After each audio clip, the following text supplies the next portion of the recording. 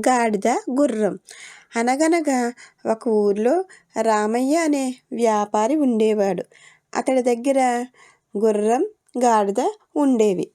అతడు వ్యాపారస్తుడు కావటం వల్ల పొరుగురు గుర్రం మీద వెళ్ళి గాడిదపై సరుకులు వేసి తెచ్చుకునేవాడు. ఒకరోజు ఎప్పటిలాగే వ్యాపారి పొరుగురు వెళ్ళి గాడిదపై సరుకులు వేసుకుని వస్తున్నాడు.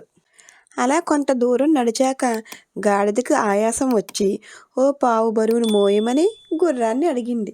దానికి గుర్రం, అది నా బాధ్యత కాదు, బరువులు మోయటానికి నువ్వు, సుఖంగా జీవించటానికి నేను అని సమాధానం చెప్పింది. అలా చాలా దూరం నడిచాక ఇక బరువు మోయలేని గాడిద నడుము విరిగి క్రింద పడింది. వెంటనే వ్యాపారి గాడిదని అక్కడే వదిలి ఆ బరువు మొత్తాన్ని గుర్రంపై వేసి తను కూడా గుర్రం ఎక్కి ప్రయాణం సాగించాడు. పాపం, ఎప్పుడూ గుర్రానికి బరువులు మోయటం అలవాటు లేక ఆ బరువును మోయలేక మోస్తూ మనసులో ఇలా అనుకుంది. ఆ గాడిద నన్ను సాయం అడిగినప్పుడు ఆ కొంచెం బరువును ముందే మోస్తే నాకు ఈ గాడిద బరువు తప్పేది కదా అని గుర్రం మనసులో బాధపడింది.